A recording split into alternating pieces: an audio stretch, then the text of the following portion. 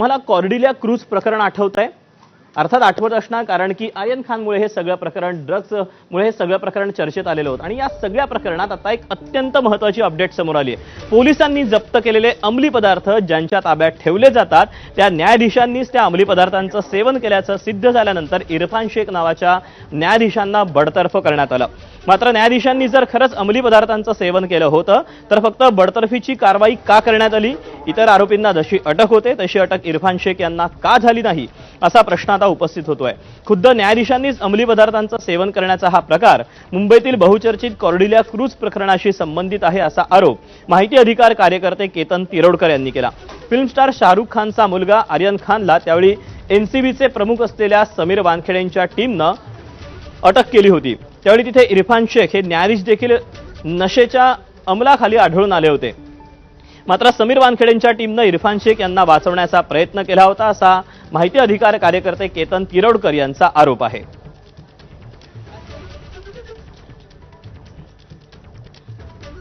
दरम्यान या सगळ्या प्रकरणी आता प्रतिक्रिया देण्यासाठी समीर वानखेडे हे आपल्यासोबत आहेत आणि त्यांना माझा सहकारी मंदार गोंजारी हा प्रश्न विचारणार आहे. Mandar, toss to you.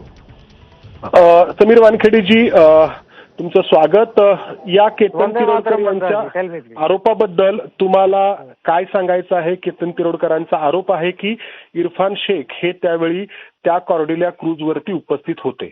Mandarji, fake narrative आहे हे सांगणार फक्त. आणि दुसरा म्हटल्यावर already if you might be knowing 2023 मध्ये ऑलरेडी पोलीस कंप्लेंट केलेली आहे मी अगेन्स्ट दिस पर्सन ज्यांनी हे फेक नरेटिव्ह पसरलेला आहे. सो ऑलरेडी मुंबई पोलिसांना मी एक कंप्लेंट, लिखित कंप्लेंट केलेली आहे.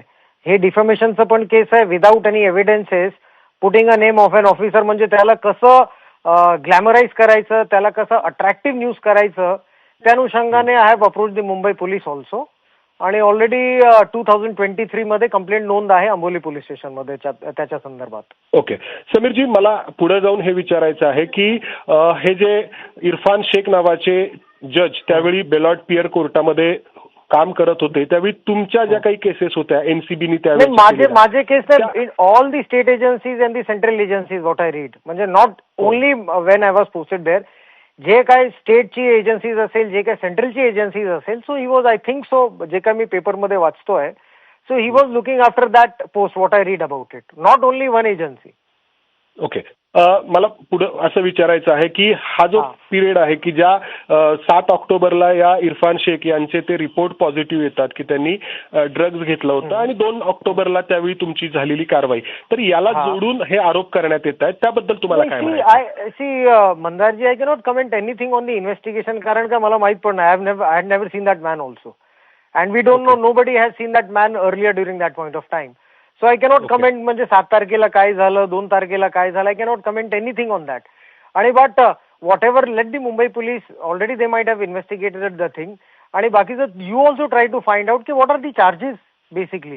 म्हणजे फक्त कोणीतरी आरोप लावतो आणि त्यानंतर चक्क you use that name Sameer Wankhede just to glamorise the news. Doesn't work like that, मंदारजी. ओके समीरजी, शेवटचा प्रश्न की गेल्या काही दिवसांपूर्वी एक वेब सिरीज मध्ये देखील तुमच्या मंदारजी, मी फक्त हे जे प्रश्न आहे त्याचं उत्तर एकच देणार, सत्यमेव जयते, बाकीचं काही सांगणार नाही त्यामध्ये. ओके, धन्यवाद. Thank you Mandarji, thank you. ओके, तेव्हा मंदार, आपण बघितलं की समीर वानखेडे यांनी हे जे सगळे आरोप फेटाळून लावलेले आहेत, फेक नरेटिव्ह पसरवलं जात असल्याचं समीर वानखेडेंचं म्हणणं आहे. तुर्तास समीर वानखेडे आणि मंदार, तुमच्या दोघांचेही धन्यवाद या सगळ्या सविस्तर प्रतिक्रियेबद्दल आणि साधलेल्या संवादाबद्दल.